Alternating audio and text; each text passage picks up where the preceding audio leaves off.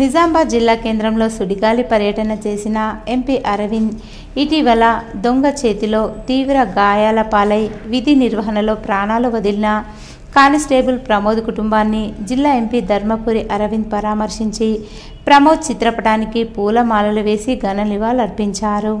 అలాగే ఆయన ఆత్మకు శాంతి చేకూరాలని అన్ని విధాలుగా తమ వంతు సహాయ సహకారాలు అందిస్తామని చెప్పారు. ఎంపీ ధర్మపురి అరవింద్ వెంట జిల్లా బీజేపీ నాయకులు, కార్యకర్తలు తదితరులున్నారు.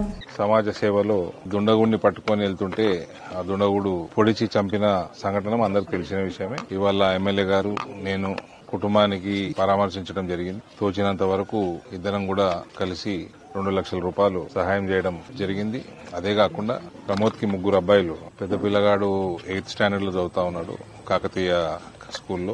రెండో బాబుకి 6 సంవత్సరాల క్రితం కేంద్రీయ విద్యాలయంలో ఎంపీ కోటాలో సీట్ ఇప్పించడం జరిగింది. నేనే ఇప్పించడం జరిగింది. కేంద్రీయ విద్యాలయంలో 6వ తరగతి చదువుతా ఉన్నాడు. మూడో బాబు చిన్న పిల్లగాడు. ఇంకా వాళ్ళ పెద్ద బాబుది కూడా ప్రైవేట్ స్కూల్ యాజమాన్యంతో మాట్లాడి ఆ సంస్థలో ఎప్పటివరకు చదువుకున్న ఇంటర్మీడియట్ గానీ గ్రాడ్యుయేషన్ గానీ ట్యూషన్ ఫీజు తీసుకోకూడదు అని రిక్వెస్ట్ చేయడం జరిగింది. యాజమాన్యం దానికి పోవడం జరిగింది. సమాజ సేవలో ప్రమోద్ ప్రాణం అర్పించడం జరిగింది కాబట్టి ఆ ఇన్స్టిట్యూషన్ వాళ్ళు కూడా ముందుకొచ్చి ట్యూషన్ ఫీ వేవ్ ఆఫ్ చేయడం చాలా హర్షణీయం. ఇటువంటి సంఘటనలు కాకుండా లా అండ్ ఆర్డర్ ని పూర్తిగా కంట్రోల్ చేయాల్సిన బాధ్యత ప్రభుత్వం మీద ఉంది.